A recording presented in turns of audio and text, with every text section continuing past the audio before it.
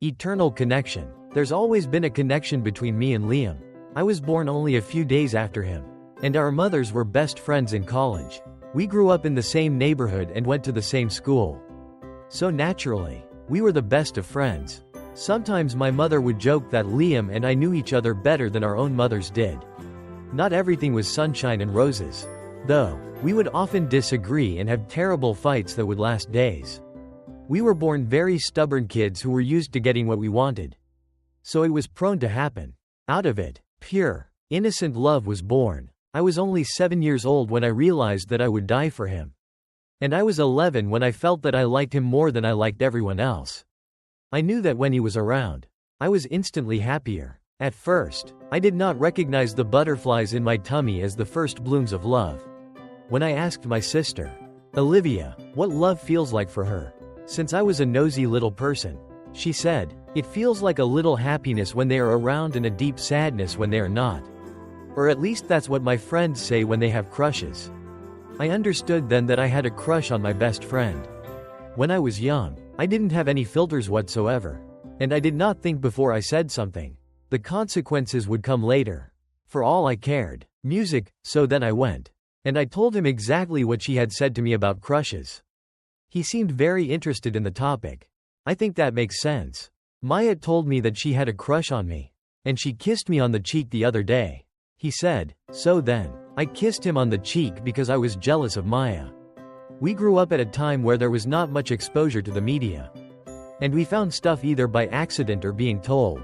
I just knew that my best friend gave me butterflies. Our friendship continued, but there were small kisses on the cheek exchanged between us, which we kept secret from everyone else. When I asked my brother about guys liking guys, he got a bit mad. And I didn't say anything about it again. When we were about 13, we had our first proper kiss. I remember feeling so warm and bubbly on the inside. It was also when I discovered that I did not like girls like the other guys did.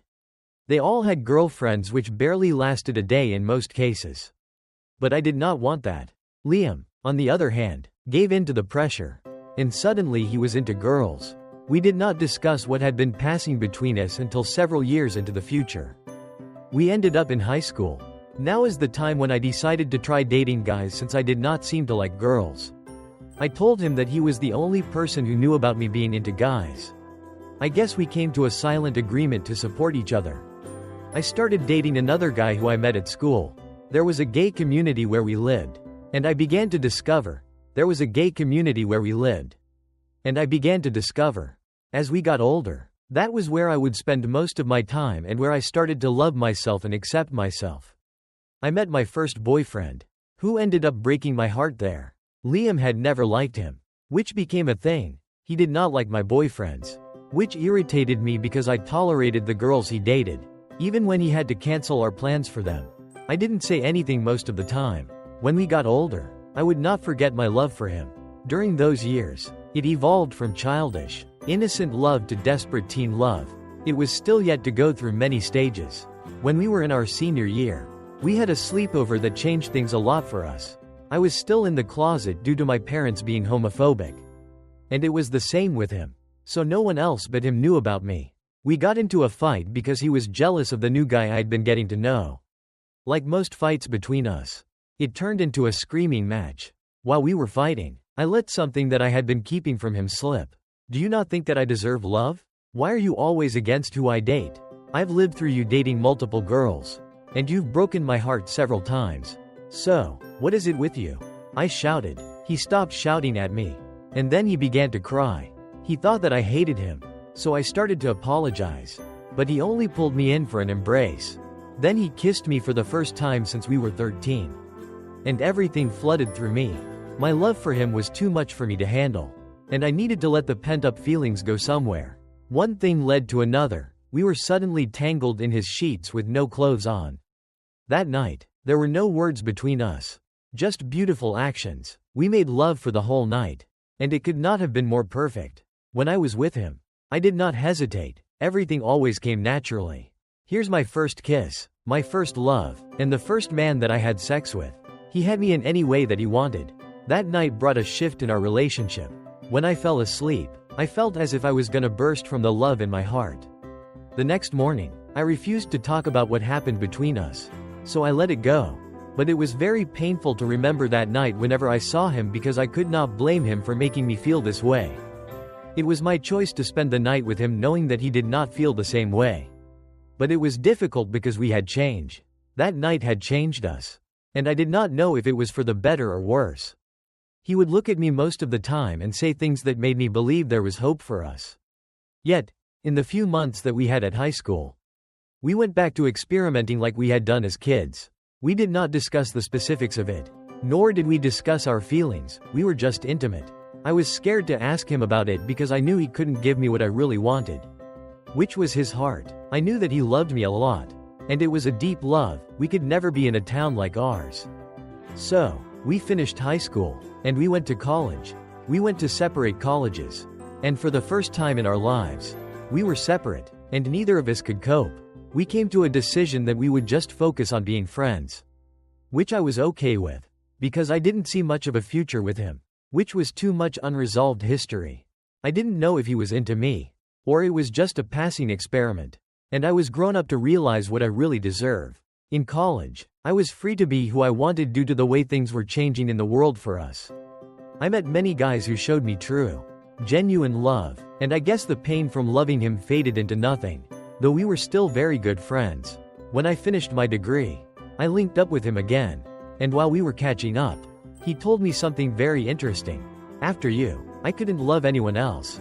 He said, "What do you mean? You never loved me. We just experimented for a while and never discussed feelings." I said, "That's the thing. I always acted brave. But I was so scared.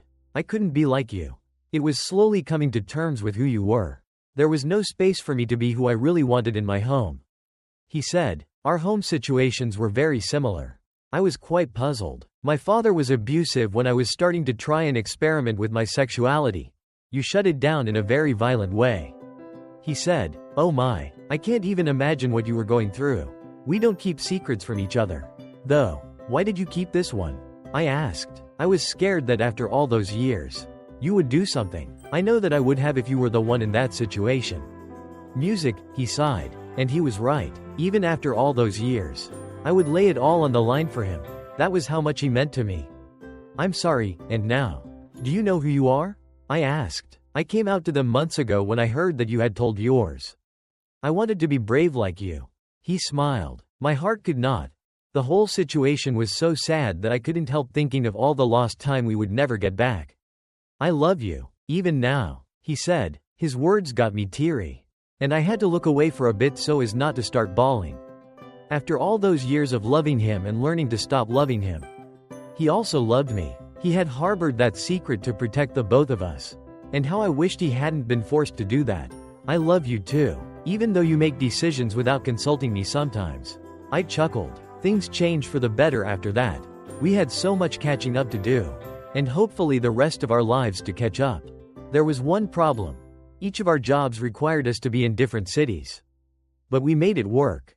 I was working in the publishing industry, which meant regular deadlines and barely any time to myself. But a few times a month, I visited him, or he visited me. He worked in a big company as an IT technician, so he did understand what it was like to always be working. We had time on our side since we did not have to go through the whole getting to know each other's stage since we already knew each other to the very last bit of our souls. We made the most of the few days a month that we got to be with each other by having fun. Sometimes we would do completely childish things that we used to do when we were younger. Most of the time, they went out and discovered something new together. After we had been together for 6 months, we got the news that his father had passed away. Drunk driving. Liam withdrew for a few days. He was processing what had fallen on his family. But I was there for him each step of the way. He wasn't always like that. Sometimes he was the coolest dad ever. Other times he turned into a nasty man who hurt his family. He said to me after he came back from the funeral, "Complex. My dear, how are you feeling, though?" I said as I massaged his head. "What happened with my dad made me realize something. Actually, with secret plot are you hatching, my dear? Well, since you asked nicely, Caleb, I was thinking of moving closer to where you are. I hate being apart from you. Oh, my sweetheart. I hate being apart from you too. Thank you for doing so much for me," I said. So then, a month later, he moved in with me. And it was the best decision we had ever made. For the most part, we already knew each other's bad habits, so there was no need to act perfect around each other. We worked around him not wanting to remove his shoes when he went to the house. And I agreed to keep my tendency to be a neat freak in check. Our careers were also going well, with him finding a very good job and me moving up in the company. We had been dating for almost 3 years when he surprised me with something I did not expect. It was my birthday, and since I did not like celebrating it, he got me a little cake, and we stayed indoors together. When I was cutting the cake, the knife got stuck on something wedged into it. I cut around it, and inside was a written, "If I could have married you the first night we made love, I would have, but alas, I was stupid enough to let you go, and I can't entertain the idea of you not being mine anymore. Will you marry me?" he said. I kissed him passionately in response to his question. There was no one that I loved more than him, and there would never be anyone else. I love you so much, and I cannot wait until we are married, I told him. He smiled and pulled me close to him. I could hear the rapid beating of his heart through his sweater. When we made love, the connection I had with him made everything so much more intense. It was like I could feel his energy pulsing through me. And when he shouted that he loved me, it pushed me off the edge. I could never get tired of him, no matter how many times we were intimate. Just like I could never get tired of him saying he loves me. Scolding him to keep his damn shoes out of the house. It was those little things that made her love develop from desperate teen love to deep, mature love. "I love you. Will you be mine forever?" he asked. "My heart will always be yours. For eternity. No matter what happens," I whispered as I fell asleep in his arms. We took our time planning the wedding. And for about a year. During that time, our families reached out to us. They explained that they had been raised in a different time. But if anything, they could not deny our love for each other. I felt really emotional when my family accepted me. 5 years after we had no contact. Music, it did take quite a long time to repair the broken relationships. But it was better than nothing. We got married a year after we got engaged. In a really big ceremony. My sister had taken over. And she wanted it to be the event of the year. But I didn't really care about how everything looked. How I could have gotten married on top of a mountain or in the middle of the ocean as long as it was. As long as it was with him. We were now in our early 30s. And it had taken us nearly our whole lives to get to that point. But it was worth it because we had to lose each other. Grow up, and find each other again. I knew deep within me that he was the one for me. There were no words to explain how I felt about him. But, "I love you," was pretty close to describing it. I married my best friend. And a few months later, we started the process to adopt a child. Due to the many changes that happened in the world, it was now possible for us to have a little one of our own. We adopted a baby boy who we named Gerard. He grew up to be quite the troublemaker. But he and his sister, Annabelle, pretty much kept Liam and me young due to the amount of mischief they got up into. Our lives were not perfect.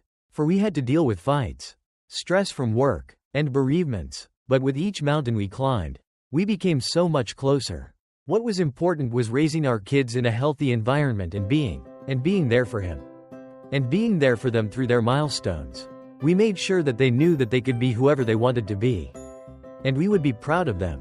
When I was younger, I never thought he would love me. But I was wrong. Love cannot be rushed or prolonged. It happens at whatever time it wants. It could happen today, or in 10 years, but it can happen when you meet that person.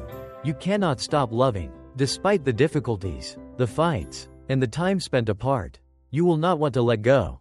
I have not wanted to let go even once since we saw each other as small babies. We were destined. The end. Thanks for watching. Consider subscribing for more videos like this. And as always, stay wholesome.